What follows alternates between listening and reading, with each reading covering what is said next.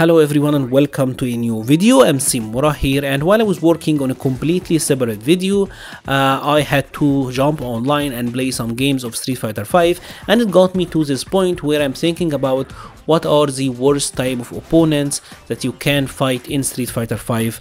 Obviously CFN, we all know how bad it is, and the online experience is not very good. My own experience is that I will mostly play 3 bars, sometimes 4 bar games. 5 bars is just Egyptians for the most part, but yeah, it's mostly 3 bars. I'm gonna assume this is the case for a lot of you out there. And obviously today I had the run. Pretty much I got to face a variety of opponents, and here we are to talk about it. And I'm gonna list 3 types of opponents that I really hate fighting online. The first one, which is my most disliked by far, by like a landslide, and that is laggy players who know they are laggy and are building an entire strategy around it. When I see someone build tactics like double dash, like dash 4 times in a row into a throw, or like dash 4 times into a sweep, or like they know you're skipping, they know you can't see shit, and they whiff like 90,000 buttons in your face because they know if you try to react you're gonna get hit. This is by far the worst type of opponent. I can excuse someone who is just laggy, or the game is lagging in general, but the opponent is trying to play. But when you have someone who is like building their entire game plan on the fact that they're laggy, that is just not enjoyable in any way, and it makes it difficult to deal with them, because on the one hand you feel like you just want to blacklist them and you don't really want to bother. Like, it's just not fun. Like, beating someone who's playing like that, it's just not fun. And obviously you're not even playing the game. I can sit here and tell you about all of the different resources, crown hit confirming, with punish, footsies and all of that, but when you can't see the opponent, does it really matter? It doesn't. The game really boils down to a bunch of guessing, and obviously that can be very frustrating, especially with how momentum heavy Street Fighter 5 is, and you can really lose your cool, and this can lead to a downward spiral. So I absolutely hate dealing with these players. And I'm sure at the lower level of gameplay, these type of games are way more common than it is on the higher level, but they do still exist and they can be really tiresome. And I know this is kind of like a first world problem, but when you're like at a GM level and you're fighting against a diamond that resort to that sort of stuff, you know, it's just annoying. It's just annoying.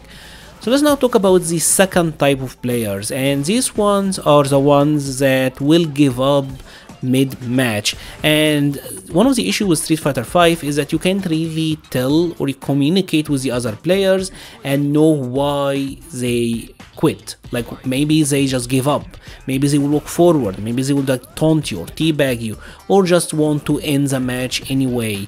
And in my previous videos, the one where I was talking about Street Fighter 5's identity crisis, I had an Akuma player wake up EXDB 3 times in a row. And when a player does this sort of behavior, you know that they are just checked out, they don't really want to play anymore. And like I said, unfortunately you can't really know what the reason was. Maybe it's laggy for them, maybe they just don't want to play this matchup, or maybe they just can't win and are like feeling defeated. It's hard to tell, and if it is one of the gameplay related reasons, then I just don't get it, because Street Fighter 5 is one of the most volatile fighting games ever, right? It's very easy to make comebacks in this game because a lot of techniques can lead to Oki, and with V-Trigger it's pretty easy to make comebacks, so I really don't understand that one. The final type of players that for me I really hate, and I'm not saying I hate the players themselves, I'm just hating the situation, and that is players who are trying to play proper, but you can clearly tell that you are having one side rollback, and this is by far the worst. Because when someone is playing in a way that's actually enjoyable and you're enjoying having a match, it can be a lot of fun. But when it's so obvious that you are one who's being disadvantaged, it's very easy to lose your cool. If you don't know this, Street Fighter 5 does have one-sided lag, where maybe it will be laggy for you, but it will be completely fine for the opponent, and it can be very obvious in matches. The more experience that you get as a player on the CFN CFN circuits, let's put it that way, you will understand when it's happening. And this one is just deflating, it just sucks the air out of you, and it's very unfortunate. And unfortunately it happens more often than you would think as well. I mean, it just sucks. The final type of players, and this is just like a bonus one because you can't really hate on them, right? Because that is how the game is designed, are players who are mashing like crazy every single time you land a hit on them. I don't mind them mashing, like you can mash however you want, it's not my business, and when you're stunned you are encouraged to mash obviously, but the issue is CFN will lag when you are mashing, and this is by far the worst issue, right? The game will have a tendency to slow down and you are most likely gonna drop whatever you're dropping. It can work out some ways because if you know the opponent is mashing, then maybe you will intentionally drop the combo you're trying to do and then maybe get a punish, but either way it's just annoying when in all of the things I mentioned so far, it's all outside of the game, and this is probably the most annoying thing about any opponent. When an opponent is taking an advantage of an outside of the game factor, it just, for me at least, sucks the fun out of the game.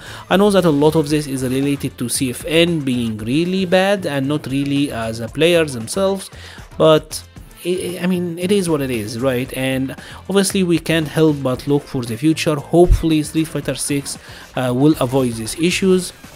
Hopefully we will not have to play on the training stage anymore. Hopefully we will have like no slowdowns when we are trying to do our combos.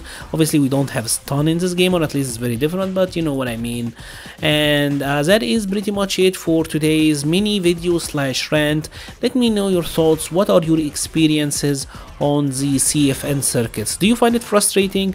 Do you think it's alright? Let me know your thoughts in the comments below. I will be leaving a link to the Patreon, Discord, Twitter and Twitch pages in the description. Thank you so much for watching and stay safe.